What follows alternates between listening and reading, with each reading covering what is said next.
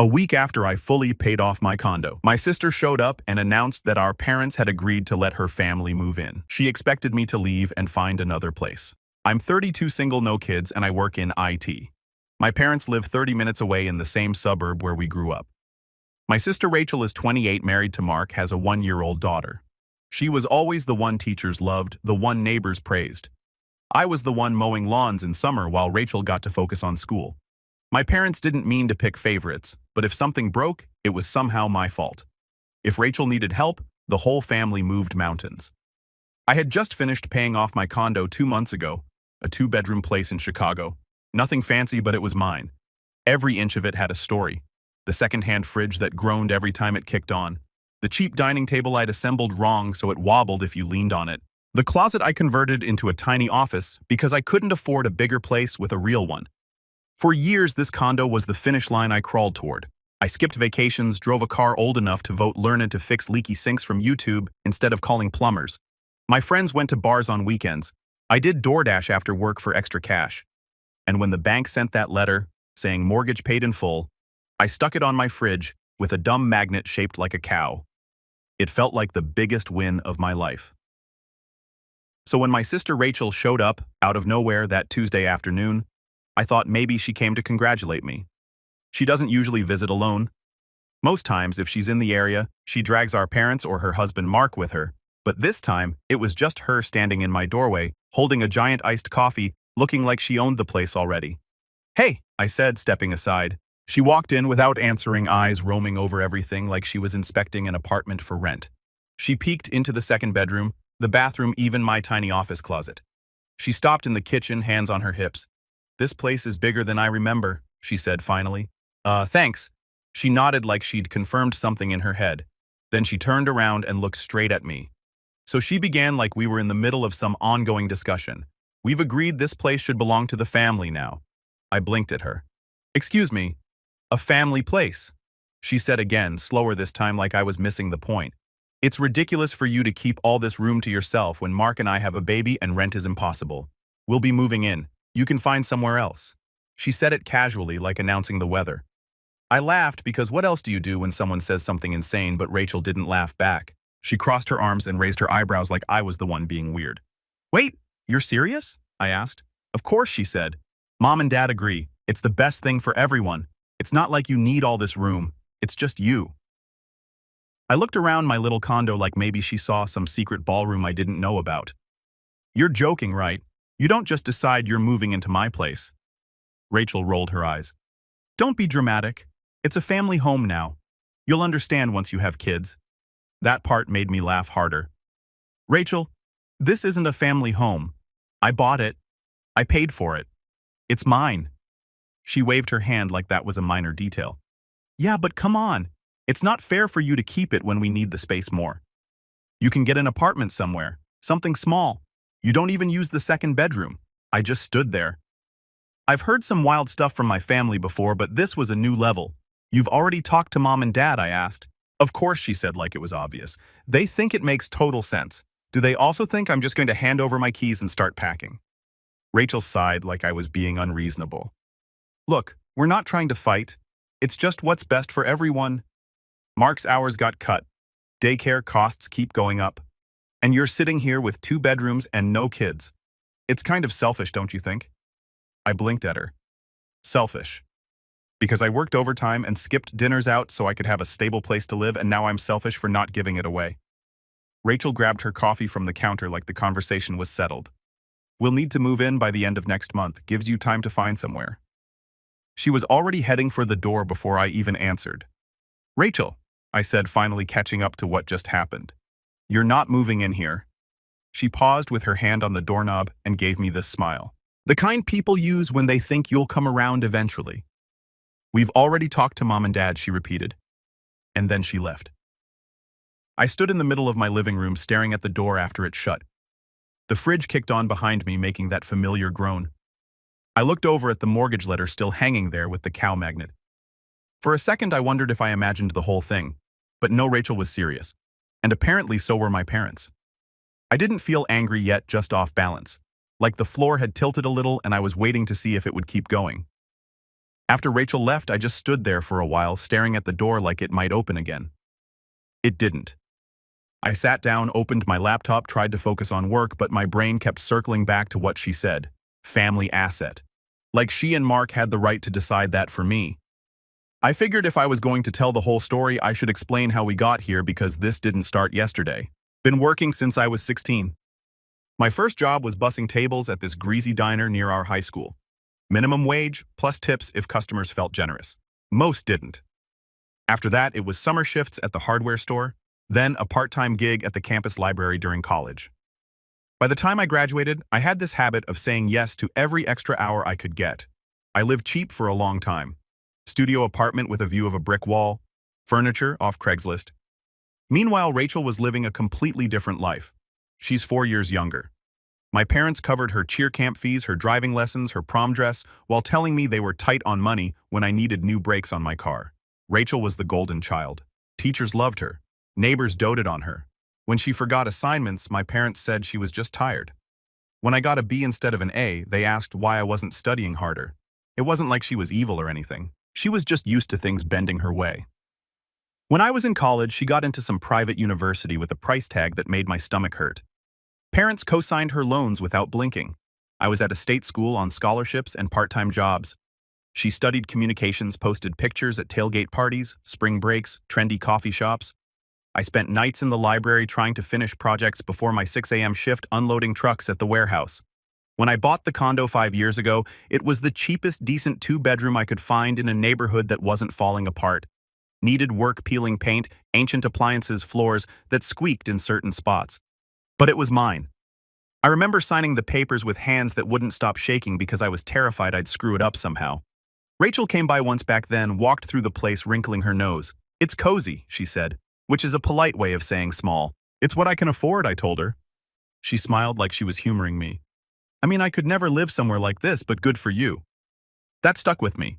I worked extra shifts fixing other people's laptops on weekends, lived on instant noodles, skipped buying decent clothes for years just so I could own a place. And my sister treated it like some starter apartment she was too good for. Fast forward, she marries Mark. He's fine. Quiet guy. Teaches middle school science. Always polite but never really talked much when we were around each other. They rented a nice 3-bedroom apartment not far from here. Newer building, gym, rooftop deck, the works. Way nicer than my condo. They had a baby last year. Cute kid. I sent gifts, visited, tried to be the good uncle. Then daycare costs started hitting them. Mark's hours got cut. Rachel quit her part-time marketing job to stay home. Money problems began trickling into conversations. Little comments about bills, rent, tight months. I figured they'd downsize like normal people do when costs get out of hand. Instead, Rachel shows up at my door claiming my condo is now for the family, like it was community property just because we share DNA. And my parents, I wasn't even surprised they took her side. The difference now is, this place isn't some family toy everyone gets to borrow. It's the one thing I broke my back to earn for myself. And suddenly, Rachel thinks she can waltz in, claim it, and mom and dad will back her because they always do. But here's the thing. I'm not a kid anymore. I'm not living in their house, eating their food, borrowing their car. I pay my bills. I keep my place nice. I finally have something solid under my feet. And I'll be honest, hearing Rachel call it selfish for me to keep the place I paid for lit something in my chest I hadn't felt before. Like anger, sure, but also the stubbornness I didn't even know I had. Because this time, it's not about sharing toys or rides to school. It's my home, and I'm not giving it up. The call started the morning after Rachel showed up at my place. First, Mom. "Sweetie, I heard you were a little tense yesterday," she said in that voice people use when they're about to lecture you but pretend they're not. Tense, I asked. Rachel told us what happened. You have to see it from her side. They have a baby. Rent's impossible right now. Mom, she showed up and announced she was moving into my home like it was already decided. Nobody asked me anything. She probably just assumed you'd help out. Family helps each other. That's what we do. I told her I wasn't agreeing to anything. And she sighed like I just confessed to being a villain in a movie. You don't even use the second bedroom, she said. And it's just sitting there while they struggle. Doesn't seem fair. I told her again it wasn't happening. She said we'd talk more at dinner Sunday. I didn't even know there was a dinner Sunday. By lunch, my phone was buzzing again. My dad this time. Same speech, but with a disappointed tone like I'd broken some family code. He said things like, "Step up and bigger picture." I reminded him I wasn't the one asking someone else to give up their home. He told me not to be dramatic. Then a text from an aunt I haven't seen in over a year. Honey, they just need a break. You can get another place later. Like people keep spare condos in their back pocket. By that evening, Rachel texted a long message about how this was temporary and for the good of the family. She attached a spreadsheet Mark made showing how much money they'd saved by moving in with me.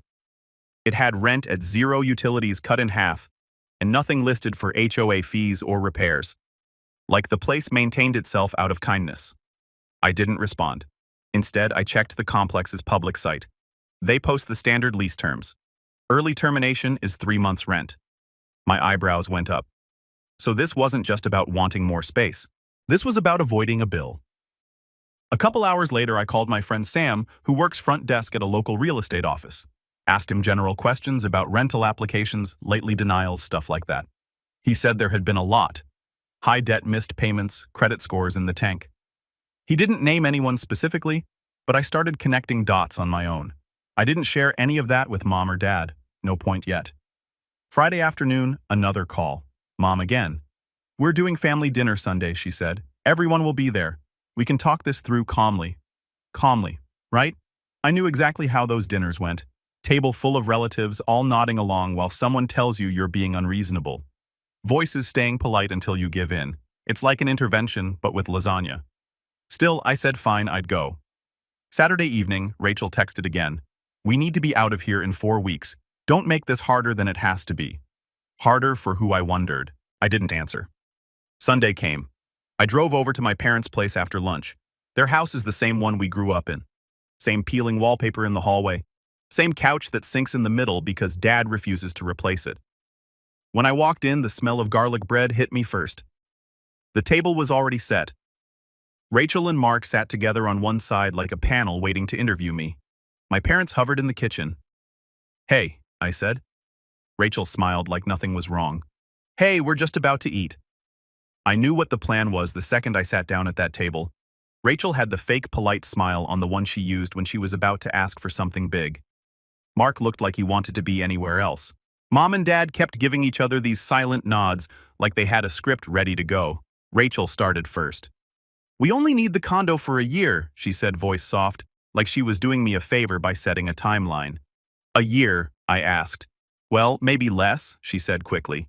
Depends how fast we get back on our feet. I didn't respond. She pushed the folder of papers toward me again. Mark and I worked out a plan, budget, timeline, everything. Mark cleared his throat. It's very organized. We'd cover utilities, obviously. We just wouldn't be paying rent since you already own the place. Utilities? I asked, flipping through the pages. That's it. Rachel nodded like that was generous. Mom leaned in. Honey, it's temporary. Think of the baby. She needs her own room. I looked at Rachel. You rent a 3-bedroom now. It's too expensive, she said flatly. So get a smaller place. She didn't like that. Her mouth tightened. Why should we uproot everything when you have space sitting there unused? I stared at her. Because it's my home. Dad sighed, setting down his fork like he was about to deliver wisdom from a mountain. This is about family working together. You've got the room. They've got the need. It's common sense. I pointed at the papers in front of me. You wrote this like I already agreed. Did anyone think to actually ask me first? Silence. Rachel finally said, We figured you'd be reasonable once you saw the numbers. I flipped to the so-called budget page. No HOA fees listed. No repairs. Utilities cut in half like electricity bills run on vibes. Rent 0. I pushed the folder back toward her. Not happening. Her smile cracked. Why not? You don't even use the 2nd bedroom. That doesn't matter. It's just sitting there while we're drowning in bills, she said, voice rising a little. And you've got extra space you don't need. It's selfish. There it was again. Selfish. Like the years I spent working double shifts, eating instant noodles, saying no to vacations, so I could pay this place off didn't count. I leaned back in my chair. I looked at your lease, I said. Rachel froze. What? It's public, I said. 3 months rent if you break it early, right? That's what this is really about. Mark shifted uncomfortably. Rachel's face went red. And that's none of your business, she snapped. You're making it my business, I said, keeping my voice even. You want to move into my home to avoid paying penalties on yours? Be honest about it. Mom frowned. Is that true? Rachel glared at me like I'd betrayed her. We just need a fresh start. Why are you making this so hard? Because you showed up and announced you were moving in like I had no say, I said. Like my years of work don't matter because you want an easy out. Mark finally spoke. Look, we're just trying to find a solution that works for everyone. For everyone or for you two, I asked. He didn't answer. Rachel looked at Mom desperate. Tell him this makes sense. You know it does. Mom hesitated, then said, Honey, they do have the baby to think about. I cut her off. Then maybe they should have planned better instead of showing up here with fake budgets and expecting me to hand over my keys. Rachel slammed her hand on the table. We're family. Family helps each other. Family also respects each other, I said. You don't get to decide my home isn't mine anymore because you made bad financial choices. Dad finally spoke up. All right, let's calm down. No, I said, standing. You all sat here ready to guilt trip me like I'm the bad guy for not giving up the one thing I've worked for. I'm not doing it. Rachel's voice shook now. So you'd rather see us homeless than help? You rent a 3-bedroom apartment, I said. Sell the furniture. Break the lease, move to a cheaper place. People do it all the time. But you're not moving in here. Mom looked stunned. You don't mean that. I do, I said. This isn't a debate anymore. Rachel's face went red. Mark stared at the table like the wood grain was fascinating. I grabbed my jacket. Thanks for dinner, I said, heading for the door. Good luck with the lease. Nobody stopped me. As I left, I heard Rachel mutter something to Mom about me being cold-hearted. I didn't even look back. And after dinner, the family chorus kicked in. Rachel with, we can still work this out. Mom with family comes first. Dad's bigger picture. Even an uncle I haven't seen in a year weighing in with, she has a baby. You don't. I stopped replying. I wasn't changing my mind. A week passed. One night after work, I got home and noticed something by the door. Fine scratches near the lock. A scuff mark low on the wood like someone kicked it lightly. I ran my finger over the scratches. Could be nothing, sure, but I've lived here 5 years. I know every dent and squeak in this place. That wasn't there before. My stomach felt heavy. I went inside, locked the door, and sat down at my laptop. I filled out the city's online non-emergency report form. Just the basics. Possible tampering, no entry, no suspects. I hit submit, got the confirmation email, closed the laptop. Next day, I swapped in a drill-resistant deadbolt and added 2 cameras. A door viewer facing the hallway and a small motion-activated cam inside covering the entry. Both recorded in high definition and sent alerts to my phone. Didn't cost much. Worth every penny if I was right about who was creeping around. For 2 nights, nothing happened. The camera stayed quiet. Still, I kept checking the feeds before bed. Volume up on my phone in case alerts came through. 3rd night it happened. 2:37 a.m. Buzzing phone on the nightstand woke me up. Motion detected at your door. I grabbed the phone, opened the app. The grainy black and white feed showed someone standing at my door. Rachel hoodie up, hair sticking out the sides, shoulders hunched. She had something shiny in her hand, moving it around the lock. I felt my chest go tight. I hit record on the app, swung my legs out of bed, and dialed 911. Whispered to the dispatcher, someone's trying to break into my condo. I have video. Gave the address, stayed on the line. Rachel kept working the lock. Like she'd done it before, like she knew I wasn't home. The building's hallway lights kicked on. Automatic timer. She froze for half a second, looked over her shoulder, then went back to jiggling the lock. The dispatcher said units were close. Told me to stay put. I watched through the phone screen, heart hammering. A minute later, 2 cops came into view on the hallway camera, walking fast. Rachel didn't see them until they were almost on top of her. I stayed behind the door until the officers came down the hall. When they told her to step back, I opened up and showed them the live feed with the tool at the lock. The cops asked for ID.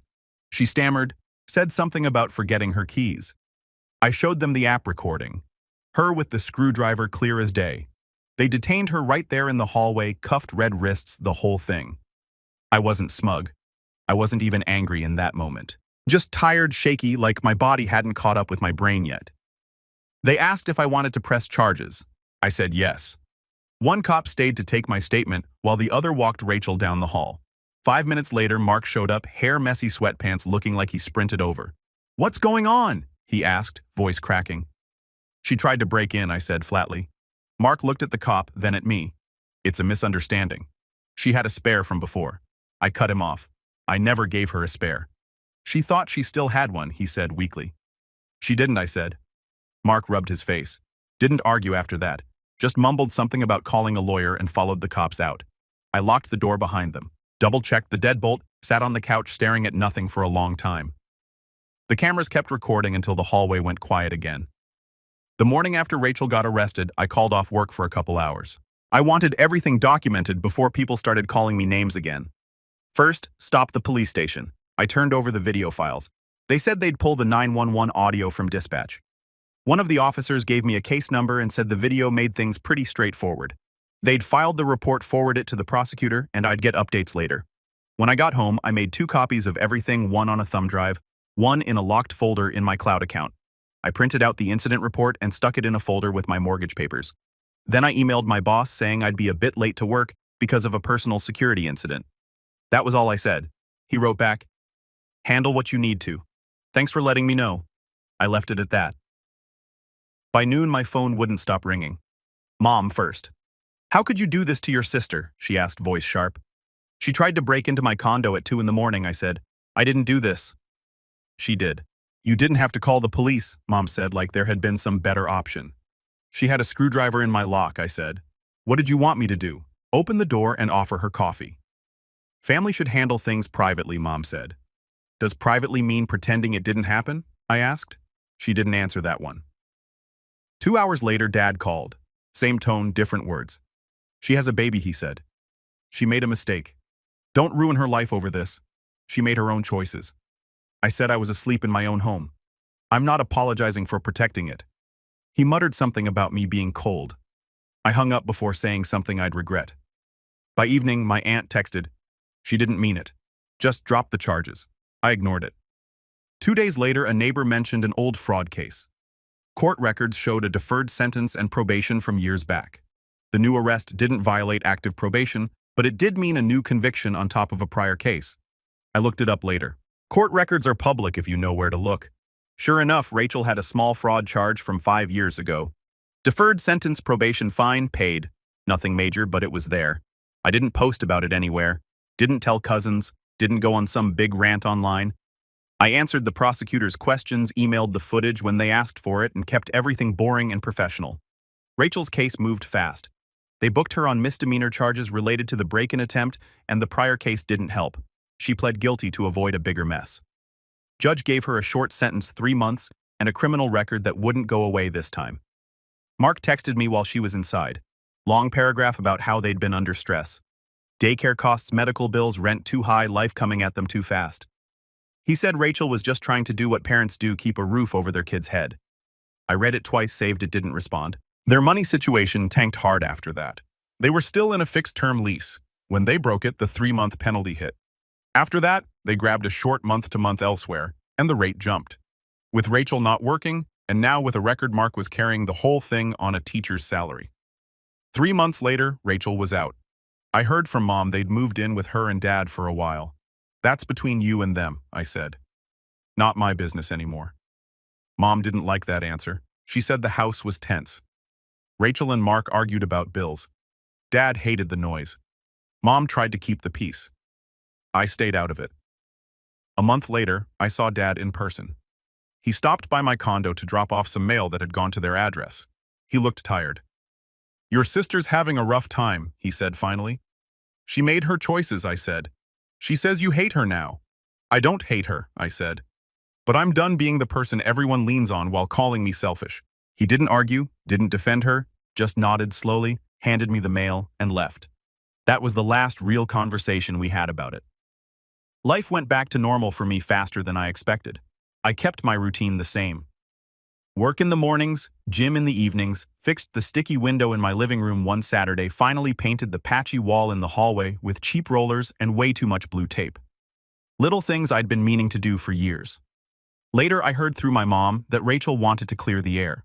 My first thought was she wanted to yell at me. My second thought was she probably wanted something again. I didn't reach out. Instead, I mailed them a single thing.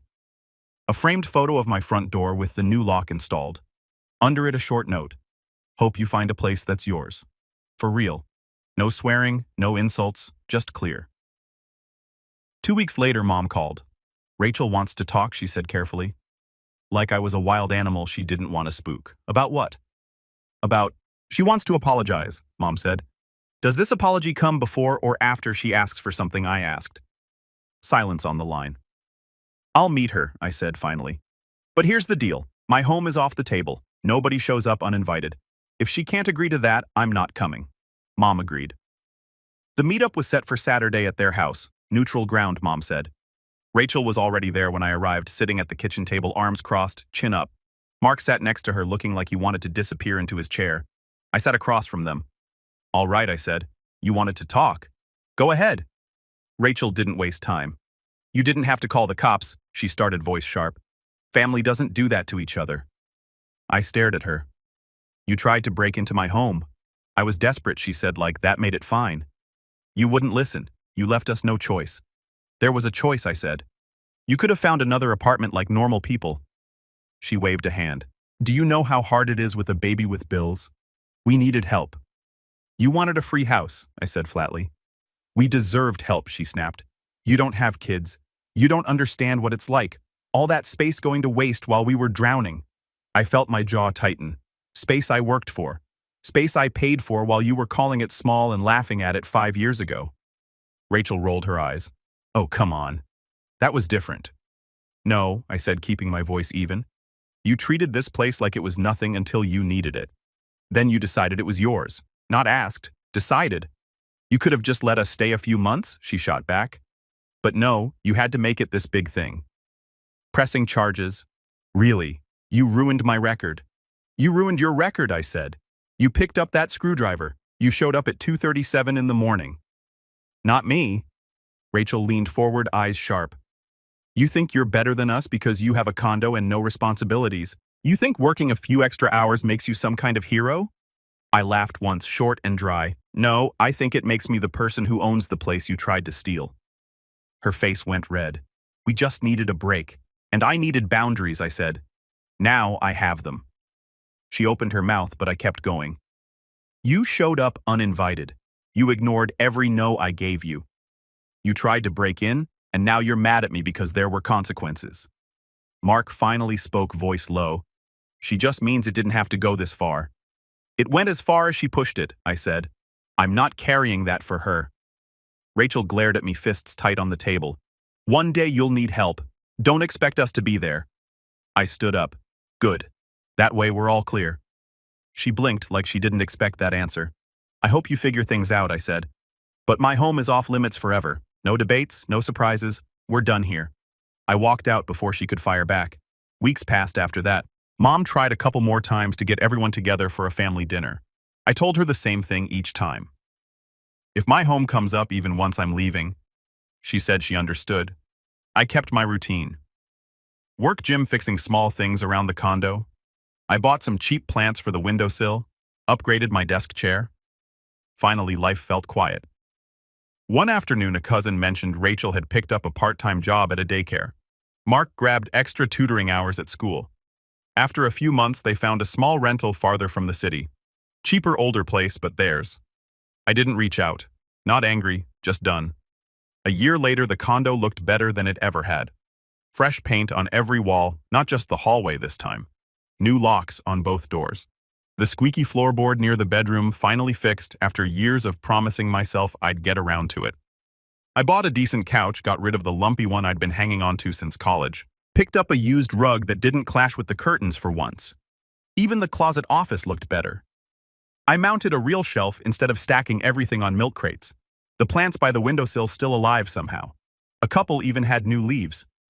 I watered them on schedule, gave them the good sunlight, talked to them sometimes when I was bored. Coming home felt different now. Not because the place looked nice, but because it was mine in a way it hadn't been before. I'd open the door after work, hear the deadbolt click behind me, and feel it in my shoulders. The weight of the last year just gone. No surprise visitors, no guilt trips, no phone calls telling me I was selfish. The quiet wasn't lonely. It was steady. For the first time in a long time, I could actually sit on my couch with the TV off. No noise, no drama, and just breathe in my own space without wondering what fight was coming next. Peace, not victory, not revenge, just boundaries that stayed where I put them. And for me, that was enough.